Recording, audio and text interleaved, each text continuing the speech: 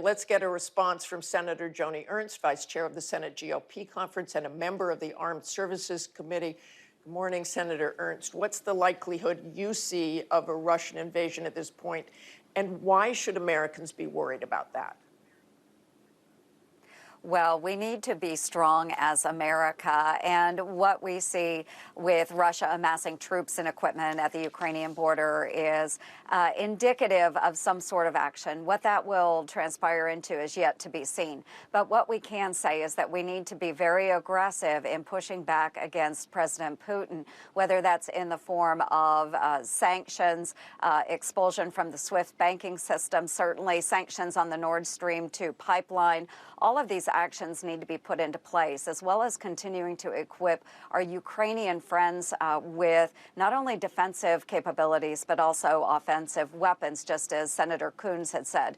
A number of these things have been discussed for months now, and this administration is only just acting on the suggestions that are coming from Congress.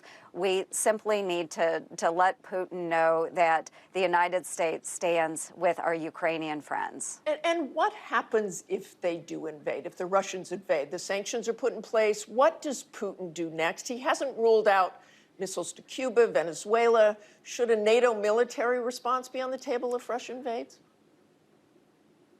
Well, first things first, and let's not put the cart ahead of the horse. We want to make sure that an invasion doesn't happen. And that's why I think diplomacy is very important at this point, but also showing a strong resolve from the United States of America.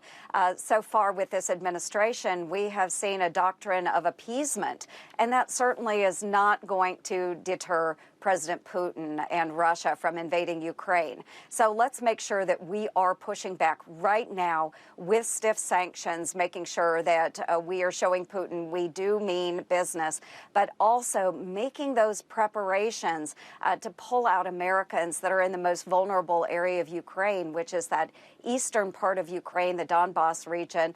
Let's make sure they are prepared to move out if necessary. And Senator, I want to go back to my first question. It may be obvious to some, but I would like you to say why is this important to your constituents, to Americans? Well, number one, we do need to fight for democracy and understanding that Putin's goal is to retain some of what he had during the Soviet era, that power and control to expand his reaches across Europe. We know that if he's able to go into Ukraine and there's very little pushback from the United States or from NATO, it allows him to move into other countries in Eastern Europe. And we know that when Soviet Union expands as he wants to see it, it's, you know, a new form of the Soviet Union. As it expands, democracy will constrict. It is important that we step up for our allies in Europe. When democracy is stable, that means our troops, our citizens are much more safe. So this is a concern to our constituents. We need to make sure that democracy is prevailing around the globe and that socialism, communism, the old Soviet Union is not regaining territory. And Senator, I want to move to voting rights. You heard that piece. I went down to Texas. You heard what the nonpartisan election official said. This is a canary in the coal mine for the midterms. Do you agree with that? Well, every state will put in place its own voting systems, their election systems. That is a state's right. We should not be federalizing our election system as the Democrats had attempted to do. I am an expert when it comes to Iowa elections. I did serve as a commissioner of elections. And I can tell you even Iowa has been targeted by the left because they have changed their voter laws.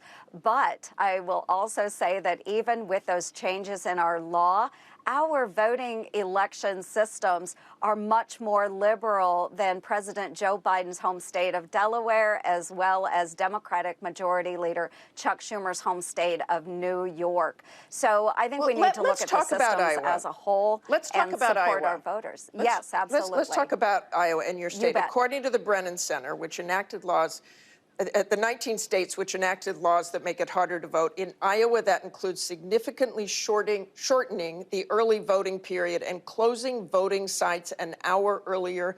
How do those changes make voting any more secure? Well, it is the same level of security.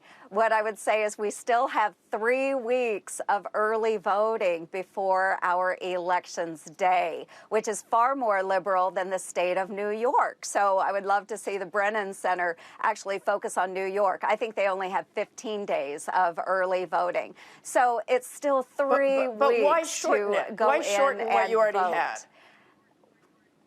Because when you do that, you are manning election centers. And in rural communities like mine, where it really does make sense, simply local governments can't afford to step out there, continue to man as they would during a smaller election season. But Martha, I will push back. Our right to vote is important.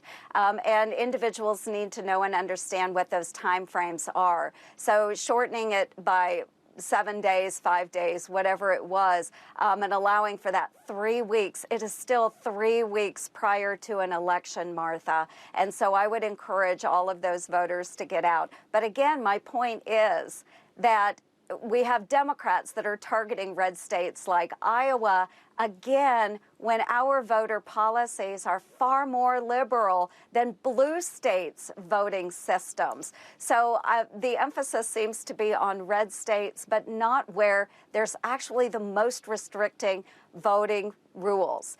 So let's turn our attention to those states and make sure that those voters have the access necessary. I would also say, since we have put a number of the voting laws into place over the last several years, voter ID is one of those, we've actually seen voter participation increase, even in off-election years. So I think it's a false premise that the Democrats are promoting out there that this is restricting access, because in Iowa, we've only seen voters get out in higher numbers to participate in their very safe elections. Okay, but we have the midterms ahead of us. But thank you very much for joining us this morning, Senator Ernst. Hi, everyone. George Stephanopoulos here. Thanks for checking out the ABC News YouTube channel. If you'd like to get more videos, show highlights, and watch live event coverage, click on the right over here to subscribe to our channel. And don't forget to download the ABC News app for breaking news alerts. Thanks for watching.